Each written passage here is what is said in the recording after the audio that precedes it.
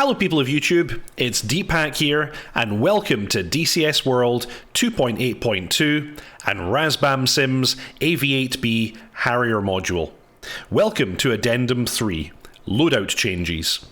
As of DCS World 2.8.2, there have been a number of changes to the loadouts possible on the Harrier. These are designed to more accurately represent US Marine Corps loadouts as of 2015. This version of the Harrier that Razbam are looking to simulate being very much based on a kind of 2015-2017 timescale, and that's why it has the equipment and loadouts that it does. So, a very first change in there, off the bat, is we now have the addition of the AIM-9L Sidewinder. And this can be mounted on the same stations that the M model was previously able to be mounted on, that being stations 1, 2, 6, and 7. AIM-9L, it's an all-aspect Sidewinder in the same way that the M model is, been in service since 1977, and most notably was used during the Falkland War. Now, this version of the Sidewinder has not been used by the US Marine Corps, and so its ability to be carried on the aircraft is really for role-playing purposes if you want to pretend to be a British Harrier. So, quite a nice addition there. You can carry a maximum load of 4 of these missiles. And in much the same way, you can also carry sidearms on these pylons as well. 1, 2, 6, and 7. So you also have the option of carrying 4 sidearms, or you can carry any kind of a mixed loadout, just so that you're aware. Let's clear those off. And next thing is that we have the addition of 19 capacity rocket pods. So what do those mean? We have the LAU-3 pod, and we can carry 19 of a variety of different versions of the FFAR and also of the Hydra rockets. These are all unguided rockets, and we can carry these on stations 2, 3, 5, and 6. So for a total of 4 of these quite high capacity rocket pods. So for example, if we took something like the high explosive FFAR, these are the really old school pods actually that have probably not been used on the Harrier since the day attack version. We can pop these on like this. These are the ones that have the aerodynamic nose cone on them as well, and if you want a really old school Harrier loadout, here you go. You can carry these, or you can also pretend that they're British rockets and roleplay as a British Harrier with this type of loadout as well, which is quite nice. So yeah, the 19 pod or the 19 capacity rocket pods available on pylons 2, 3, 6, and 5. Moving on, let's blank us off again. Big changes to the GBU-12 loadouts. It's now not possible to triple rack these at all. However, you can double rack mount them on stations 2 and 6. Let me take a little look at that. So if we look at GBU-12, we can side-by-side mount them on the cheek stations of this triple ejector rack, and we can have them in the following configuration. Did I click on the wrong one? Yeah, I clicked on the wrong one. There we go. GBU-12s, side by side. Now, something we should note is that the TER, or triple ejector rack, that we have in DCS World is in fact not the correct one for the Harrier. This is a BRU-42 ITER, which stands for Improved Triple Ejector Rack. The Harrier in the real world actually uses the BRU-70, which is the digital improved triple ejector rack.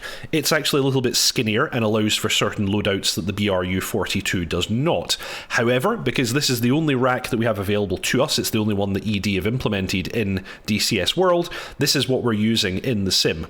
So it's important to note that the BRU-42 is pretending to be a BRU-70, and all of these loadouts are dependent upon having BRU-70s. Now, the triple ejector rack has what are called the chin station, which is the middle pylon here, and it has cheek stations inboard and outboard. So yeah, for a GBU-12, we can have 2 on pylons 2 and 6 if we use the cheek stations only. And yeah, like I said, triple is not allowed. We can also carry them on 1 and 7. However, something to note is that if we do that, we cannot then double carry them on 2 and 6 because there's not enough clearance due to the little wings on them. But we can still carry them singly. So if we wanted to do that, we would end up with something that looks like this. Let's see. if we wanted our maximum possible GBU 12 loadout, it's going to look like this.